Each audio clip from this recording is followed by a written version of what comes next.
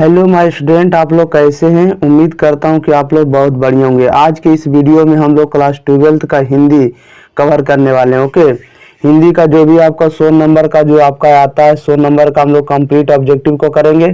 इसके बाद objective complete हो जाएगा, इसके बाद हम आपको सब्जेक्टिव का वीडियो देंगे। ओके, आपको जितना भी 12th क्लास का विषय है, जैसे हो गया फिजिक्स हो गया, केमिस्ट्री हो गया, बायोलॉजी हो गया, मैथ हो गया, सारा का आपको देंगे। ठीक है, हिंदी इंग्लिश से।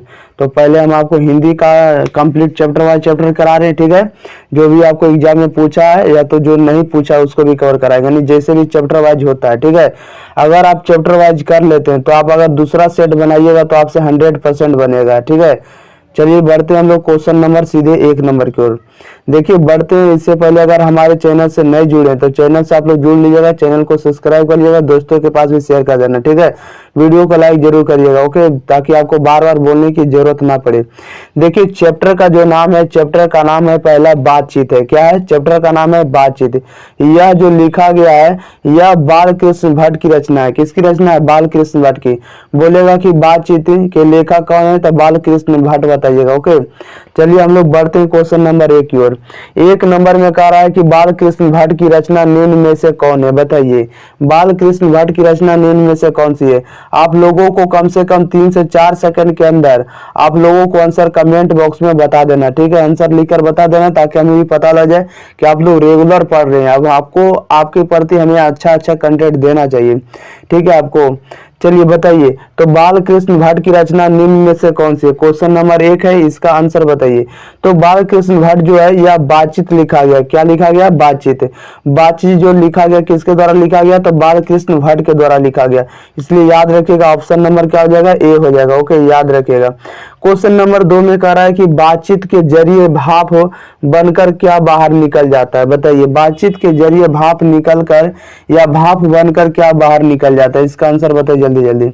क्या निकल जाता है? तो भाप बनकर क्या बाहर निकल जाता है? तो मवाद या धुआं निकल जाता है। क्या निकल जाता है? मवाद या धुआं। ओके, याद रखिएगा, ऑप्शन नंबर सी हो जाएगा। मवाद या क्या हो जाएगा? तो मवाद या धुआं हो जाएगा। ओके, क्वेश्चन नंबर 3 में कह रहा है कि बाल कृष्ण भट्ट की माता का नाम क्या है? बाल कृष्ण भट्ट की माता का नाम बताना है। बताइए, बाल कृष्ण भट्ट की माता का नाम क्या है? इसका आंसर बताइए जल्दी जल्दी। तो बाल कृष्ण भट्ट की माता का जो नाम है पार्वती देवी है। क्या है? तो पार्वती देवी है। Okay, option number see the right answer. Okay, ये आप लोगों को याद करते चलना है। ओके, आपको तो ऐसे ज्यादा कर हम ज्यादा रिपीट करने का प्रयास करेंगे। ठीक है, देखिए नेक्स्ट क्वेश्चन में 4 नंबर में कह रहा है कि निबंध लेखन की दृष्टि से भारतेंदु युग कैसा था? बताइए, निबंध लेखन की दृष्टि से भारतेंदु युग कैसा था? बताइए इसका आंसर जल्दी जल्दी। तो कैसा था? यानी भारतेंद्र युग कैसा था? तो यह उर्वर था। क्या था? तो उर्वर था। ओके, ऑप्शन नंबर क्या आ जाएगा? A is the right answer. Question number 5 कह रहा है कि बातचीत शीर्षक निबंध के अनुसार जो कुछ मवाद या धुआं जमा रहता है वह भाप बनकर निकल पड़ता है। कैसे? इसका बताना है ऑप्शन के अनुसार। यानी बातचीत शीर्षक निबंध के अनुसार जो कुछ मवाद या धुआं जमा रहता है वह भाप बनकर निकल पड़ता है। कैसे निकल पड़ता है? बताइए इसका आंसर जल्दी जल्दी। कैसे निकल पड़ता है? तो बातचीत के जरिए निकल पड़ता है। कैसे निकल पड़ता है? तो बातचीत के जरिए। इसलिए option number see the right answer. Question number 6 में कह रहा है कि जैसा काम वैसा परिणाम किस लेखक द्वारा रचित प्रहसन है? बताइए, प्रहसन है। बताइए, जैसा काम वैसा परिणाम किस लेखक द्वारा रचित प्रहसन है? इसका आंसर बताइए जल्दी जल्दी। तो यह जो लिखा गया बाल कृष्ण भट्ट के द्वारा लिखा गया। किसके द्वारा? यह जैसा काम वैसा परिणाम किसके द्वारा है? तो बाल कृष्ण भट्ट की रचना। ओके, याद रखिएगा। क्वेश्चन नंबर हम लोग बढ़ते हैं 7 नंबर की ओर। देखिए 7 नंबर में क्या कह रहा है? 7 नंबर में कह रहा है कि बाल कृष्ण भट्ट के पिता का क्या नाम था? बताइए, बाल कृष्ण भट्ट के पिता का क्या नाम था? इसका आंसर आप लोगों को जानना चाहिए कमेंट बॉक्स में। देखिए, बाल कृष्ण भट्ट के पिता का नाम क्या था? तो इनके पिता का नाम था बेनी प्रसाद भट्ट था। क्या था? बेनी प्रसाद भट्ट था। इसलिए option number see the right answer. याद रखना आप लोगों को। ठीक है ना। क्वेश्चन नंबर 8 में कह रहा है कि दमयंती स्वयंवर किस लेखक की रचना है? बताइए, दमयंती स्वयंवर किस लेखक की रचना है? इसका आंसर बताइए जल्दी जल्दी। तो दमयंती स्वयंवर जो है यह बालकृष्ण भट्ट की रचना है, इसलिए ऑप्शन नंबर क्या आ जाएगा? Option number see the right answer. Next question देखते हैं 9 नंबर। कह रहा है कि बालकृष्ण भट्ट की रचना बातचीत क्या है? बालकृष्ण भट्ट की रचना जो बातचीत जो लिखा गया यह क्या है? आपको लोगों को बताना है। तो यह जो है ललित निबंध है। क्या है? तो ललित निबंध है, इसलिए option number D is the right answer. Okay, question number हम लोग बढ़ते हैं 10 नंबर की ओर। देखिए 10 नंबर में क्या कह रहा है? 10 नंबर में कह रहा है कि बालकृष्ण भट्ट किस युग के निबंधकार थे? बताइए, बालकृष्ण भट्ट किस युग के निबंधकार थे? इसका आंसर आप लोगों को आना चाहिए कमेंट बॉक्स में। बताइए किस युग के निबंधकार थे? तो यह थे भारतेंद्र युग के थे। किस युग के थे? तो भारतेंद्र युग के थे। ओके, ऑप्शन नंबर क्या आ जाएगा? B is the right answer. देखिए इसमें हम टोटल 36 क्वेश्चन को कवर करने वाले हैं। ओके, इसमें से हम लोग 36 क्वेश्चन को कवर करने वाले हैं। ठीक है, अगर आप लोग देख लेते हैं तो आपको इस वीडियो में आपको याद हो जाएगा। बढ़ते हैं क्वेश्चन नंबर हम लोग 11 नंबर की ओर। कहता है मनुष्य की बातचीत का उत्तम तरीका क्या है? मनुष्य की बातचीत का उत्तम तरीका क्या है? इसका आंसर बताइए जल्दी जल्दी। मनुष्य की बातचीत का उत्तम तरीका क्या है? बताइए। तो मनुष्य की बातचीत का उत्तम तरीका क्या है? तो अवाक होकर अपने से बातचीत करना, यानी अवाक होकर अपने से क्या करना? बातचीत करना। इसलिए ऑप्शन नंबर क्या हो जाएगा? D is the right answer. Okay, next question पर आते हैं 12 नंबर। कह रहा है 12 नंबर में कि संवाद क्या है? तो संवाद में सबसे महत्वपूर्ण क्या है? संवाद में सबसे महत्वपूर्ण क्या है? इसका आंसर बताइए जल्दी जल्दी। तो संवाद में सबसे ज्यादा महत्वपूर्ण क्या है? तो आत्मीयता है। क्या है? तो आत्मीयता है, इसलिए ऑप्शन नंबर क्या आ जाएगा? Option number C is the right answer. संवाद में सबसे महत्वपूर्ण क्या है? तो आत्मीयता है, इसलिए option number C is the right answer. Okay, बढ़ते हैं क्वेश्चन नंबर हम लोग 13 नंबर की ओर। कह रहा है कि बालकृष्ण भट्ट का जन्म हुआ था। बताइए बालकृष्ण भट्ट का जन्म कब हुआ था? इसका आंसर बताना आप लोगों को। बालकृष्ण भट्ट का जन्म हुआ था, इसका आंसर बताइए जल्दी जल्दी। बालकृष्ण भट्ट का जन्म हुआ था, कब हुआ था इनका जन्म? बताइए जल्दी जल्दी। तो इनका जो जन्म हुआ था, 23 जून 1884 को। ओके, इसका जन्म कब हुआ था? 23 जून 1884 को। याद रखिएगा, option number B is the right answer. Okay, next question पर बढ़ते हैं। क्वेश्चन नंबर हम लोग देखते हैं 14। देखिए 14 नंबर में कहता है संयोगिता स्वयंवर रचना है। बताइए संयोगिता स्वयंवर रचना है किनकी रचना है? इसका आंसर बताइए जल्दी जल्दी। तो संयुक्ता रचना किनकी रचना है? इसका आंसर बताइए जल्दी जल्दी। संयुक्ता स्वयंवर रचना किनकी है? तो बालकृष्ण भट्ट की रचना। किनकी है? तो बालकृष्ण भट्ट की रचना है, इसलिए option number A is the right answer.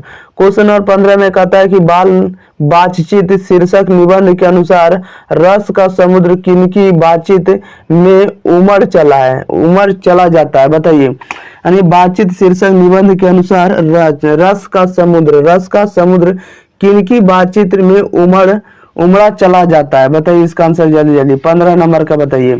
तो यह जो है इस प्रकार चला जाता है कि हम दो सहेलियों की बातचीत में। कैसे चला जाता है? तो हम सहेलियां की बातचीत में। Okay, option number A is the right answer. बढ़ते हैं क्वेश्चन नंबर हम लोग 16 की ओर। देखिए 16 नंबर में क्या कह रहा है? 16 नंबर में कह रहा है कि वाद विवाद संवाद क्या है? वाद विवाद संवाद क्या है? इसका आंसर बताइए जल्दी जल्दी।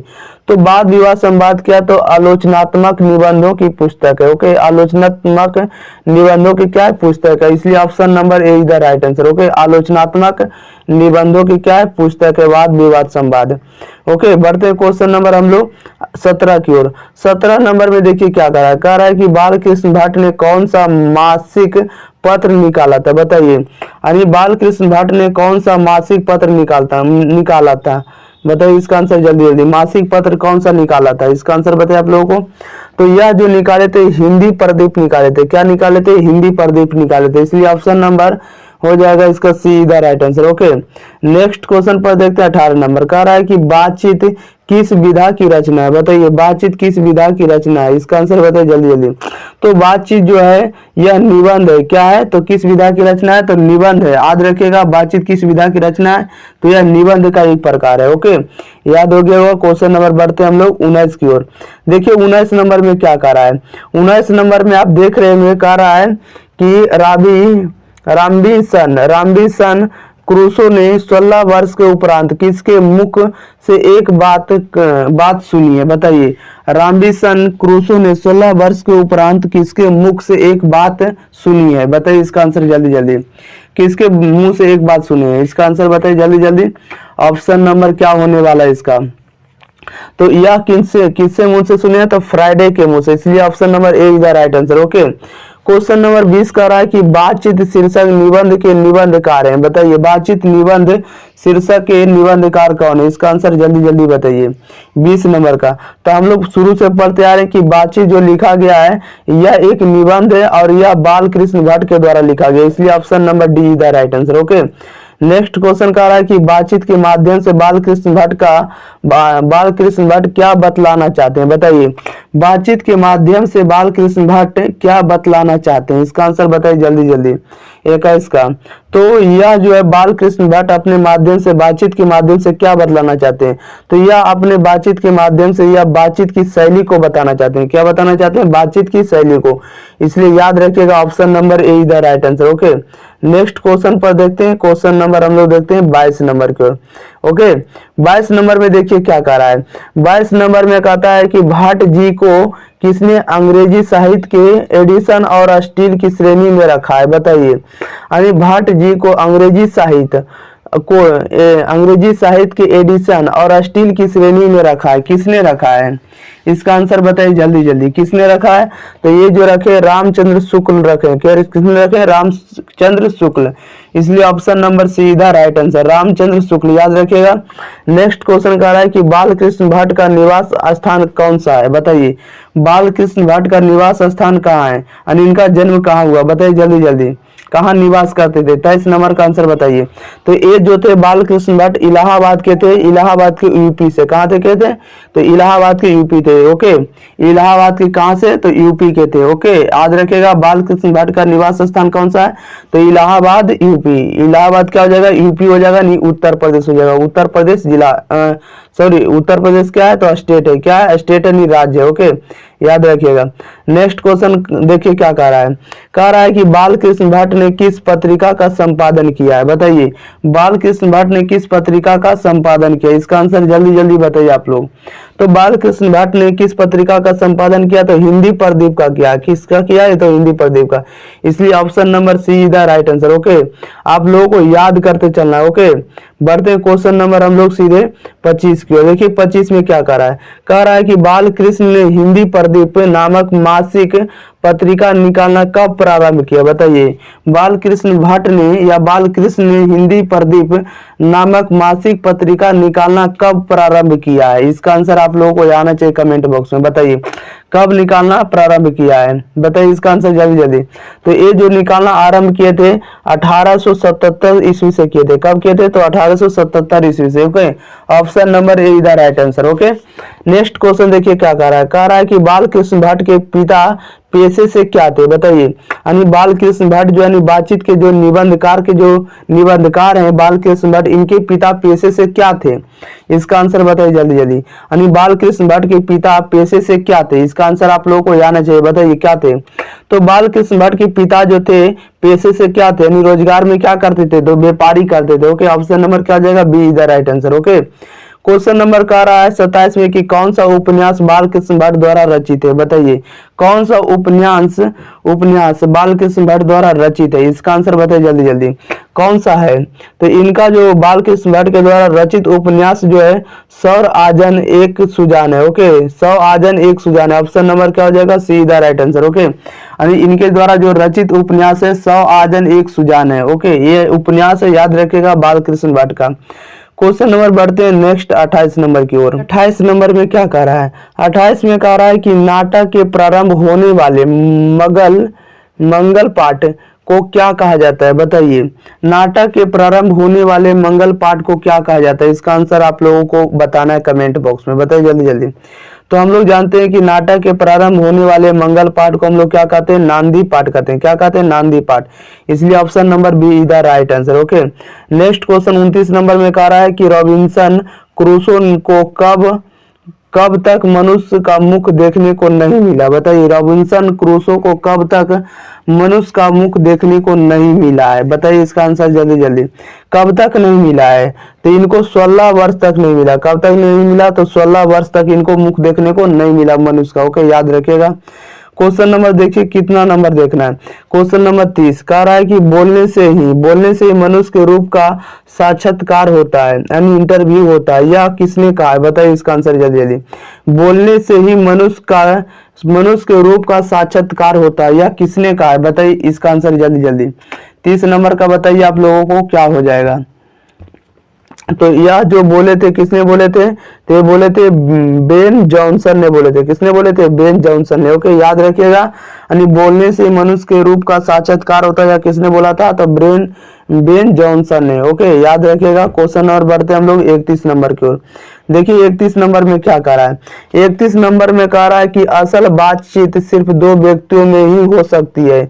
यह किसका मत है? बताइए, असल बातचीत जो होता है सिर्फ 2 व्यक्तियों में ही हो सकती है, यह किसका मत है? इसका आंसर आप लोगों को आना चाहिए कमेंट बॉक्स में।